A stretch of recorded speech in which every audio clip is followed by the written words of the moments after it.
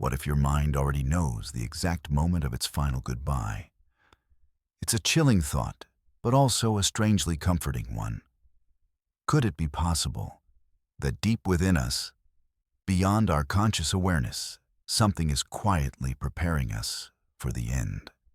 Carl Jung, one of the most influential psychologists in history, believed the answer was yes.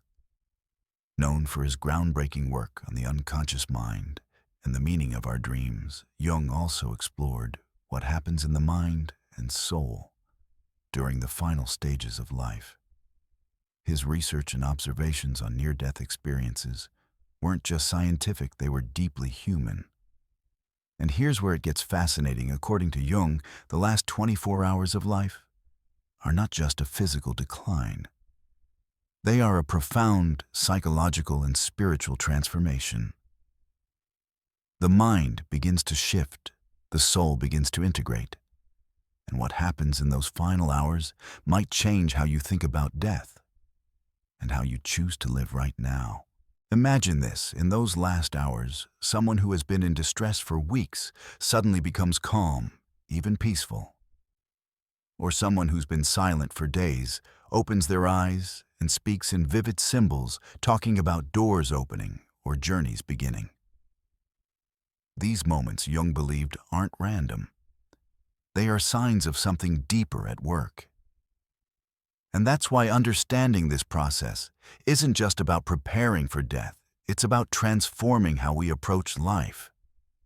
If we can recognize what might be waiting for us at the end, maybe we can live in a way that meets it with peace, acceptance, and even gratitude.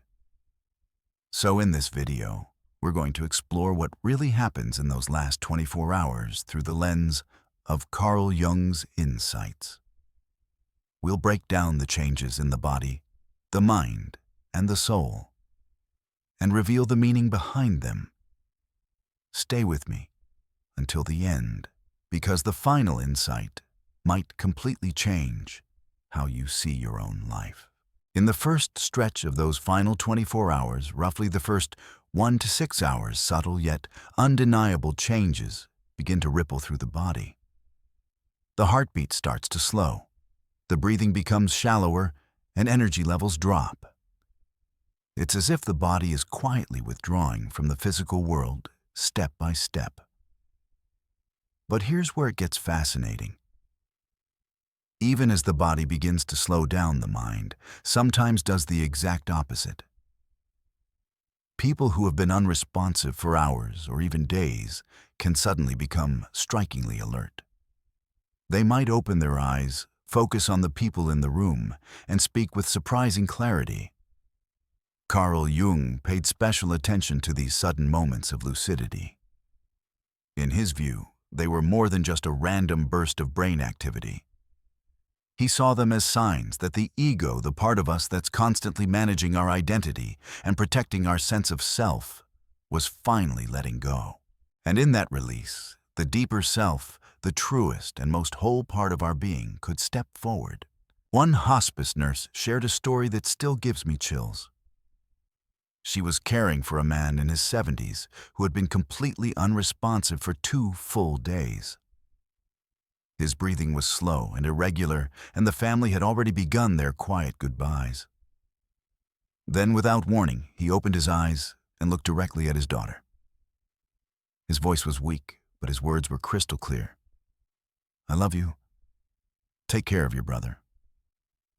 Minutes later, he closed his eyes again, and within the hour, he was gone.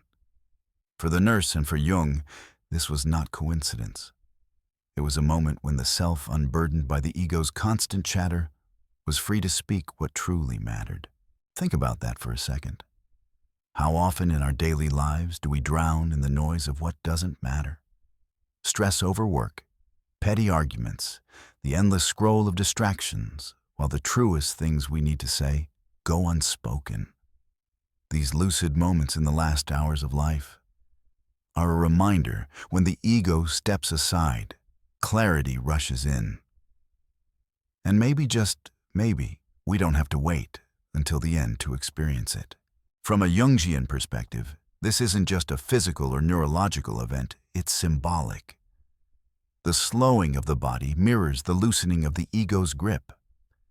The conscious mind, no longer preoccupied with survival, opens a doorway to the unconscious, where the self resides. This alignment between body, mind, and soul is rare in everyday life.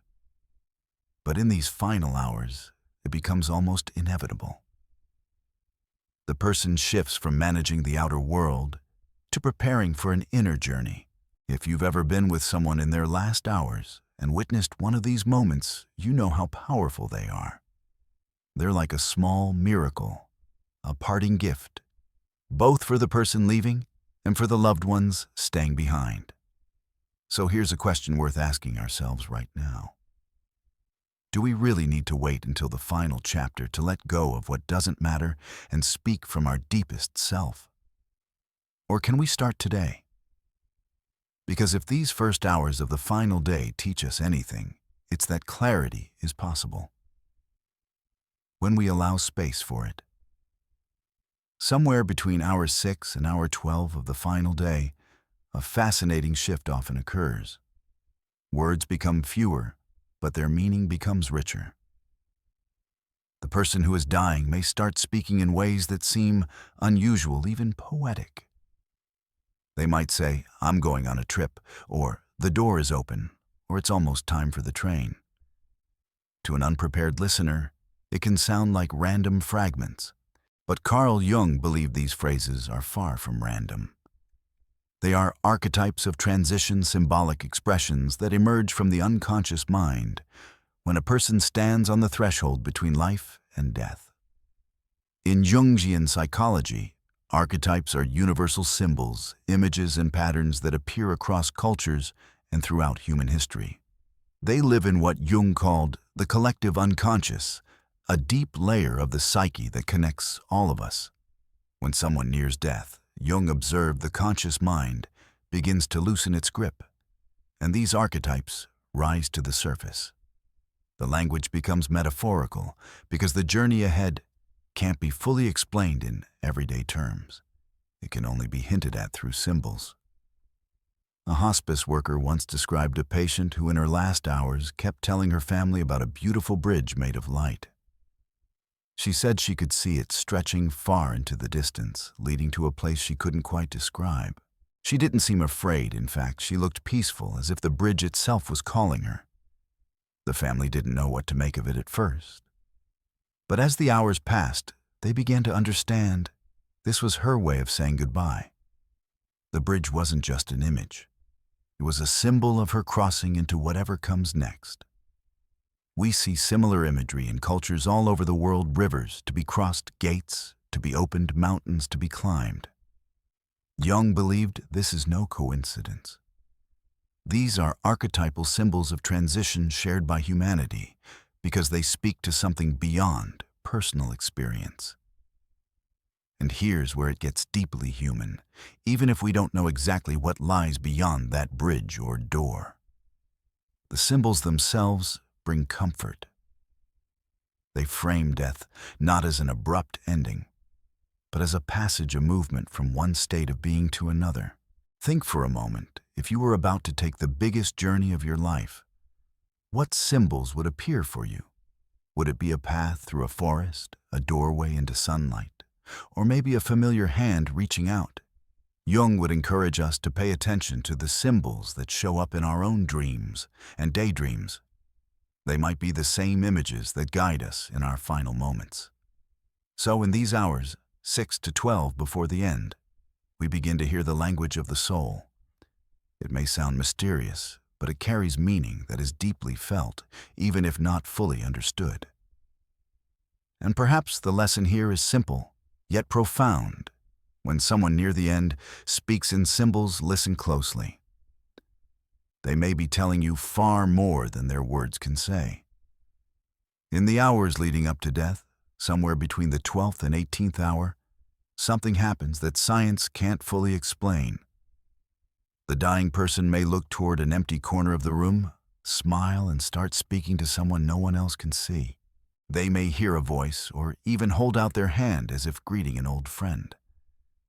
And when you ask them who they're talking to, they'll often say a name you recognize.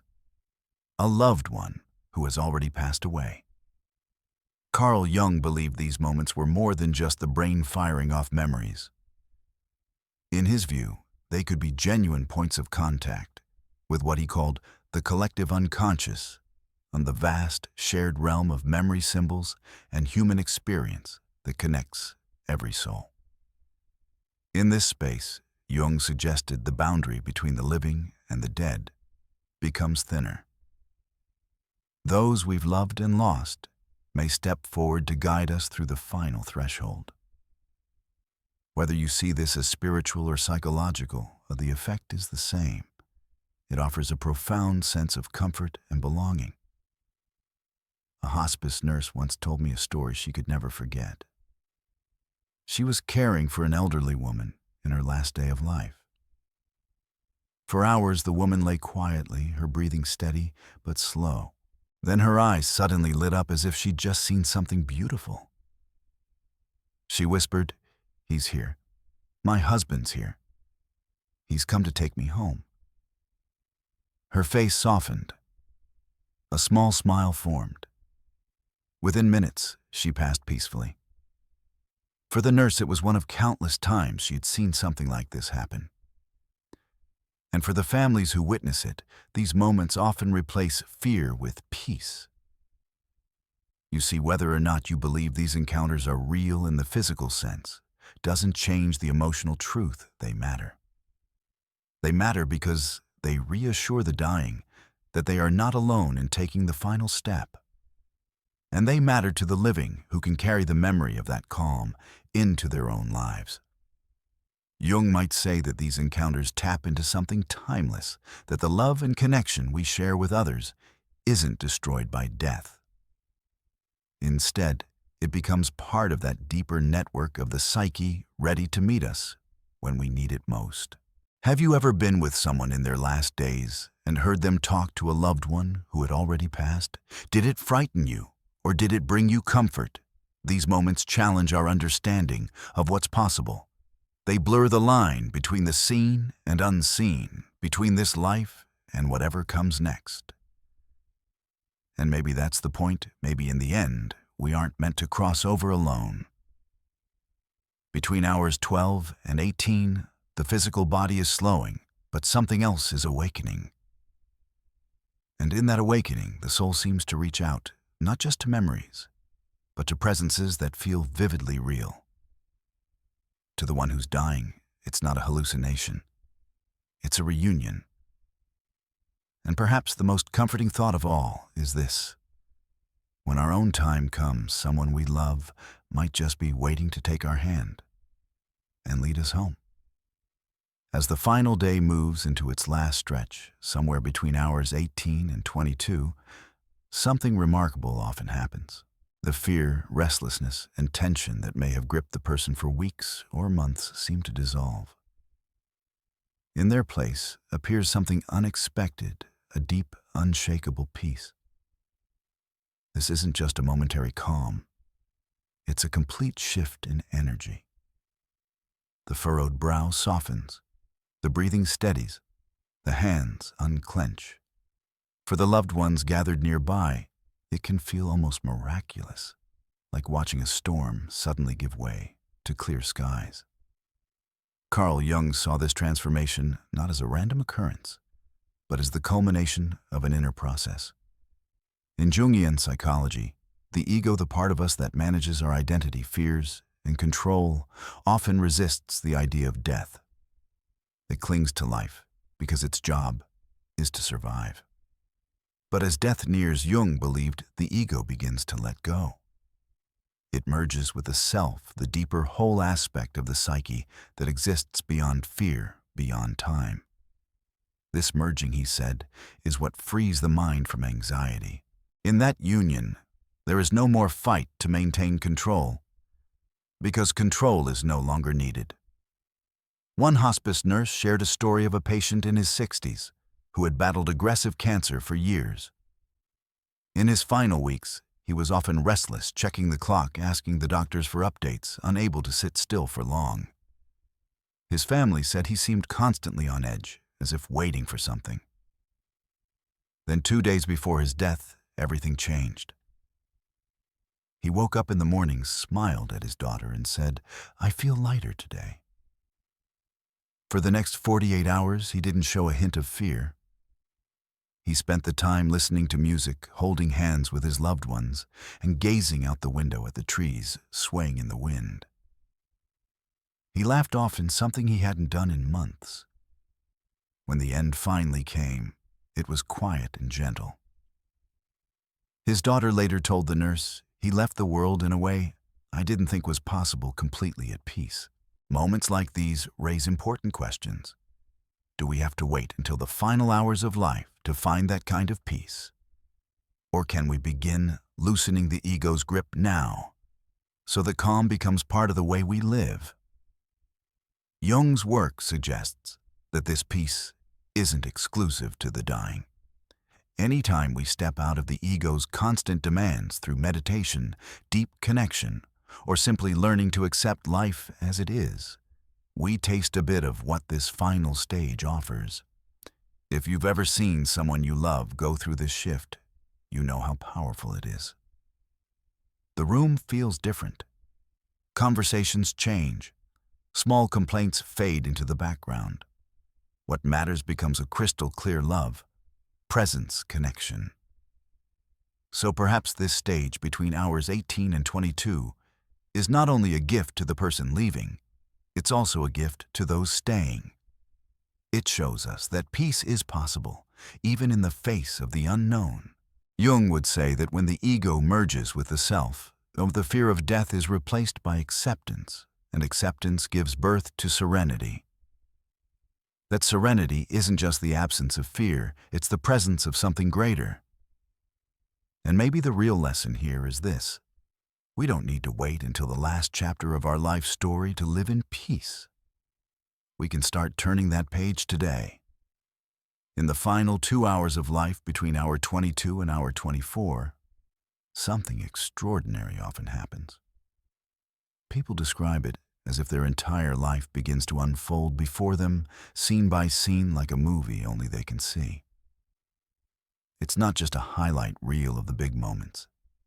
It's everything: the laughter, the tears, the triumphs, the mistakes. Some say it's like walking through every chapter of your life in an instant, while somehow feeling each one deeply. Carl Jung believed this phenomenon wasn't just the brain's last electrical flicker. To him, it was the psyche's final task, the integration of the self. Every joy, every wound, every lesson is gathered and understood, preparing the soul for its next stage of existence. In Jungian psychology, integration means bringing together all the parts of who we are, the light and the shadow, the victories and the regrets, into one whole. This process, he thought, is essential for crossing the threshold of death with peace. When the life review happens, it's not about judgment. It's not a courtroom in your mind where you're condemned for mistakes. Instead, it's like a moment of deep recognition. This is who I've been. This is the story I've lived.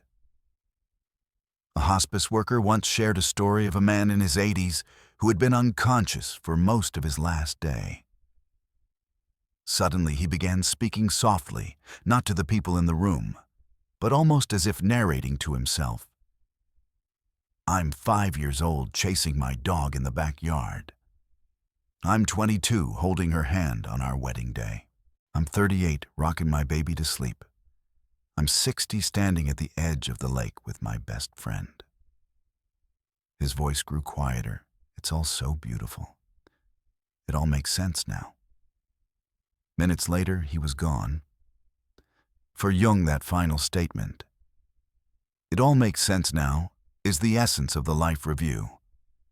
It's a moment when the scattered pieces of a lifetime come together in a way that feels complete. And here's where it gets personal for all of us. One day we will have our own life review. The only question is, when that moment comes, will we smile? or will we wish we had lived differently? Think about it. If your life played back for you tonight, would you be proud of the way you loved the chances you took, the moments you made count? Or would you see years spent waiting for the right time to really live? The Life Review isn't meant to scare us, it's meant to wake us up. It's a reminder that the story we'll see in those last hours is the one we're writing right now. Between hours 22 and 24, where the body may be letting go, but the soul is doing something profound, taking one last look at the road it has traveled. And if there's one lesson this final stage offers, it's this: live now in a way that when the credits roll, you'll watch them with a smile. And maybe just like that man, you'll be able to say, "It all makes sense now." Carl Jung believed that death is not the end, but a doorway, a passage into the next stage of the soul's journey. Just as birth is the beginning of life in this world, death is the beginning of something we can't yet fully see or understand. And when you start to see it that way, the fear begins to soften. Death isn't a wall you crash into, it's a gate you walk through. So let me leave you with a question, one that's simple but powerful. If you knew your last 24 hours were here, how would you live today? Would you spend it with the people who matter most? Would you finally speak the words you've been holding back? Would you take a risk you've been too afraid to take? The truth is, none of us know when those final 24 hours will arrive. But we do have the choice to live now in a way that makes those last hours, whenever they come, something we can meet without regret. And if you found this journey through the last day of life insightful, you won't want to miss what's coming next. In our next episode, we'll explore the dreams that may predict death and uncover what Carl Jung believed they truly mean. These aren't just eerie coincidences. They may be the mind's way of preparing us for the greatest transition we'll ever face. If this video resonated with you, tap the like button. It really helps more people discover these ideas. Subscribe so you don't miss the next chapter in this series. And in the comments, share your thoughts. Have you ever seen or experienced signs in someone's final hours? Your story might be exactly what someone else needs to hear today.